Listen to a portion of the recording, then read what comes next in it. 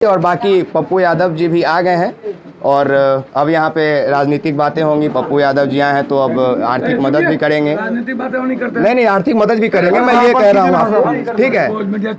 नहीं, मुझे पता है आप मुझसे भड़के रहते हैं। बिल्कुल बदमाशी नहीं कर रहा हूँ, मैं अपना काम कर रहा हूँ सर, मैं चुप हूँ। आप यहाँ किसी से पूछ लीजिए, मैंने कोई अनर्गल बातें नहीं की है। मैं ये कह रहा हूँ कि आप पॉलिटिक्स करेंगे, आप नेता हैं, पॉलिटिक्स ही करेंगे, ठीक है, अच्छी बात है। आप जो करने आप जो करना चाहते। बाकी आप एक्सपोज मीडिया देख रहे थे, मेरा नाम विकास राज है। पप्पू यादव से मेरी कैसी बनती है ये आप सबको पता है। धन्यवाद।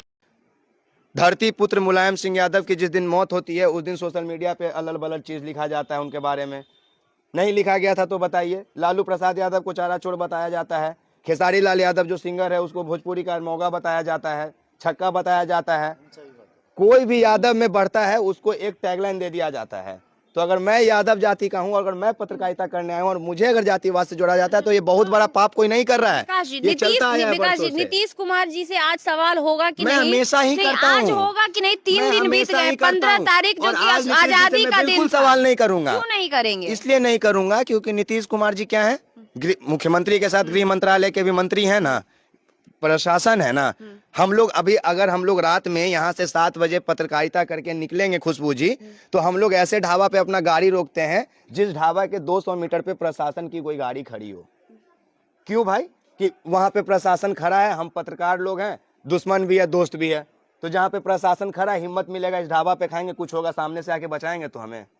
और अगर वही प्रशासन अगर हमारे लिए निकलती है रातों को और सुबह में खबर आता है कि उनकी मौत हत्या कर दी जाती है गौ तस्करों के द्वारा या किसी भी तरीके से, तो यहाँ पे गौ तस्कर भी है, गौ तस्करी भी हो रही है, वो भी उस देश में, उस राज्य में जहाँ पे अभी गौ माता को सर्व सम्मानीय करके पूजा जाता है। आज गौ रक्षक ही मोनू मानेसर ने इतना बवाल कराया कि नूह में इतना बड़ा हिंसा हुआ, ये सब जानता है। तो फिर अगर हमारे बिहार में भी अगर गौ का इधर उधर ट्रांसपोर्ट और तस्करी हो रहा है तो सरकार को रोक लगानी चाहिए ना, सरकार को रोक लगानी चाहिए। इस बात से क्या आज जो साहब की हत्या कर दी गई, क्या आज मैं चिल्ला के चला जाऊंगा नीतीश कुमार जी इनके आरोपी को सजा दे देंगे तो क्या अब और किसी की हत्या नहीं होगी गौ तस्करी को रोकने के लिए या उन लोगों को रोकने के लिए? तो सवाल यहाँ पे ये कि इनको तो आप इंसाफ दीजिए, गौ तस्कर को आप उसको पकड़िए चाहे नहीं, पहले तो ये परिवार को नौकरी दीजिए जो आपका कर्तव्य बनता है। और दूसरा चीज की गौ तस्करी अगर बॉर्डर के इलाके में हो रहा है, अगर शराब तस्करी हो रहा है जिसके वजह से प्रशासन के जान पे बात आती है, तो आपको पूर्णतः रोक लगाना पड़ेगा। आप एक एक करके हत्यारे को चुन के समाज नहीं सुधार सकते हैं, आप नहीं सुधार सकते हैं। आज एक गौ तस्कर को पकड़ के रखेंगे, कल उसका सरगना दूसरे लोगों को मारेगा। कितना को आप कर लीजिएगा, रोक लीजिएगा? नीतीश कुमार जी को ये बात नहीं समझ में आती है क्या? वो 17 साल में 8 बार मुख्यमंत्री का शपथ ले लिए, वो ना समझ है इसलिए ले लिए। आज मुझे समझाने की जरूरत है? मेरा जितना उम्र है उससे 10 साल कम से तो वो मुख्यमंत्री बने बैठे हैं। मैं क्यों समझाऊंगा उन्हें कि आपको क्या करना चाहिए नहीं करना चाहिए? नहीं तो 3 दिन हो गया और 3 दिन में अभी तक अपराधी का पता नहीं चल पाया है। ये 3 दिन में बहुत कुछ हुआ होगा। आज विजय सिन्हा जी यहाँ पे बीजेपी के नेता भी आए, आज पप्पू यादव भी यहाँ पे आए थे, ठीक है। पूछिएगा तो सब कहेगा कि हम राजनीति करने नहीं आए थे, ठीक है। पर 2024 और 25 का इलेक्शन खत्म हो जाने दीजिए। 3 साल तक कोई जनता के पास नहीं आएगा। जब इलेक्शन का टाइम आएगा तब, जब साल अभी कल अगला साल में इलेक्शन है तो सबको आज दिखने लगा है। अगला साल इलेक्शन है तो आज विजय सिन्हा को दिखने लगा है अररिया। आज से पहले एगो का हत्या का बताइए कि जिसमें आए होंगे वो, हमें नहीं लगता है कोई एरिया में कदम रखे होंगे।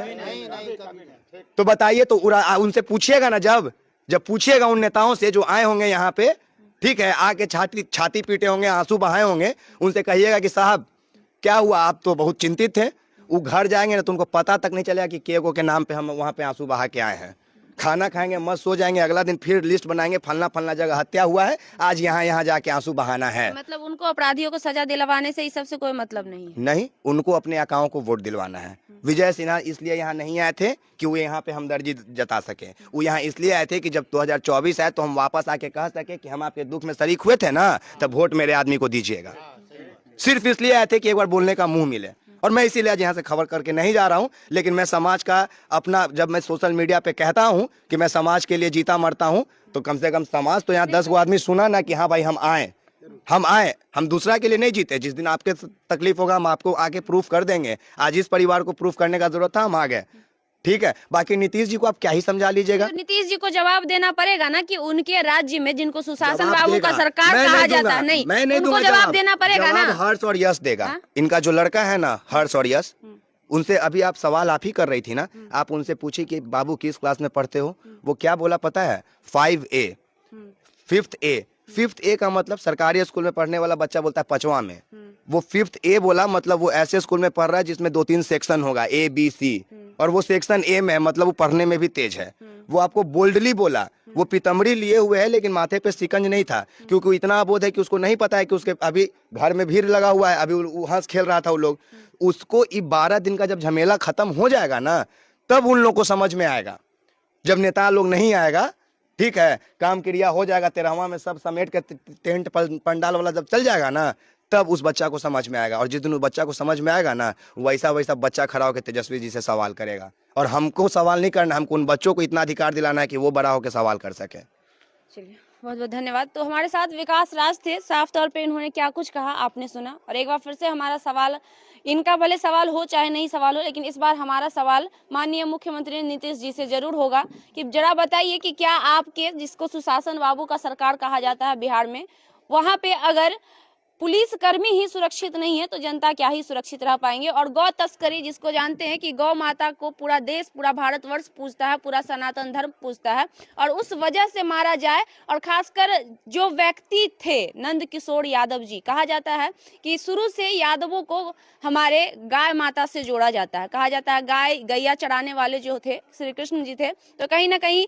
इनके कुल के जो लोग हैं वो सबसे ज्यादा गौ माता को मानते हैं। और उन्होंने उस कर्म को निभाते हुए गौ तस्करी को रोकने का काम किया। और जब वो गौ तस्करी का काम रोकने का काम कर रहे थे तो उन्हें अपनी जान गंवानी पड़ गई। और आज 3 दिन बीत चुके हैं, लेकिन अभी तक अपराधी नहीं पकड़ में आया है। ये अपने आप में शर्म की बात है। तो एक बार फिर से हमारा सवाल होगा माननीय मुख्यमंत्री जी से, कहाँ सोए हुए हैं आप, जगिए। और बिहार की जनता जिस उम्मीद में आपसे बैठी हुई है उस उम्मीद पे खरे उतरिए, वरना बिहार की जनता आपको जवाब जरूर देगी।